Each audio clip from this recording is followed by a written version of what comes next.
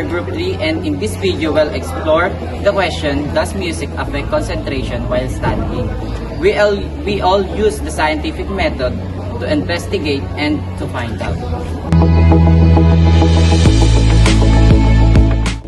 We've noticed that some people like to study with music while others say it's disrupting.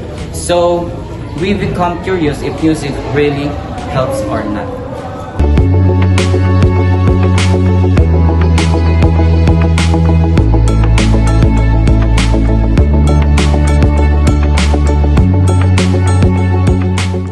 Hi, good morning. Pwede kang makala. Kasi i-interviewin ka lang namin sa pakikinig ng music habang nag-aaral.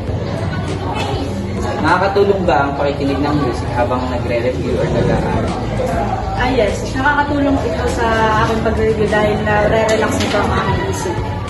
Kailan at anong oras ka nakikinig ng music habang nag-aaral? Mga alas 4 ng umaga dahil mas nag-function ang utak ko sa mga ganong oras. Habang nagre-review ako at habang nakikinig ako ng music. Thank you. Ayan, pupunta naman tayo sa second respondent na kung saan masasagot niya yung ating mga katanungan. Tara! Hi, good morning kuya. Pwede po kaya kayo ma-interview? Pwede. Ang interview ko lang po sa inyo is kung nakakatulong po ang pakikinig ng music sa inyo sa pag-aaral or mas better po sa inyo na hindi po kayo nakikinig. Mas better sa akin na nakikinig na. Kasi parang mas naging sa akin na pahinig lang. Ayaw ko sumigil na sa isip. Kasi hindi ko natin parang nakakapagay sa pag-ibig. Sa tingin mo ba, nakakasagabal ba ang pakikinig ng music sa iyong pag-aaral?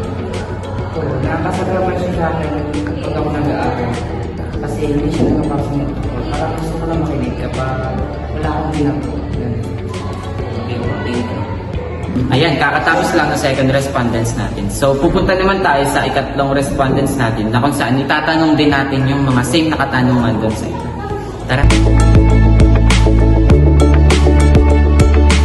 Hello sir, good morning. Pwede po kaya namin kayong ma-interview? Ang itatanong lang namin is kung nakakatulong po ba yung pakikinig ng music habang nag-aaral o nagre-review kayo? Oo naman, nakatulog naman yung music para makapag-focus sa akin pala. Kasi bali sa na-discover, yung music ay nakakapag-patulog para i-focus yung isip ko sa isang tono na yung nag-aaral. Thank you sir, ang ganda naman ng sagot ni sir. So, ang isa namin katanungan is, tuwing kailan po kayo nakikinig ng music? Nakikinig ako ng music. Every time na may assignment, tapos may pinapagawa sa akin. Parang ayaw ko nakalimutin ng ibang bagay. Pupukusa ako sa isang bagay niya na ako nakikinig ng music. Okay, thank you sir. Yan, tapos na tayo sa ikatlo nating respondents. So, pupunta naman tayo sa ika-apat nating respondents. Halina't samahan niyo lang.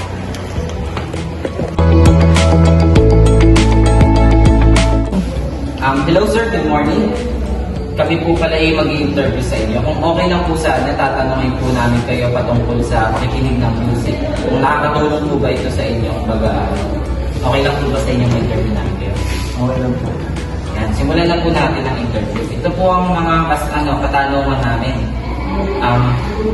Nakakatulong po ba ang pakikinig ng music sa inyong pag-aaral or sa inyong pag-review? Hindi po. Dahil minsan po nalilig lang pala ako ng video. Bakit mas gusto mo yung paningin habang nag-review or nag-aaral? Dahil doon na po focus sa mga tapos kasi pag may disruption, hindi pa nakakapag-focus na maayos sa pag-aaral. Ayan, sir. Thank you. Ayan, guys. Tapos na tayo sa ika-apat na respondents. So, pupunta naman tayo sa huli nating respondents. Samahan niyo ulit ako at ito na ang huli nating pag-i-interview sa mga mag-aaral dito sa LSU. Let's go! Hello po, good morning. Pwede po kaya namin kayong ma-interview? Tatanungin lang po namin kayo patungkol sa pag-aaral kung saan nakikinig po kayo ng music. Pwede po kaya ng simulan?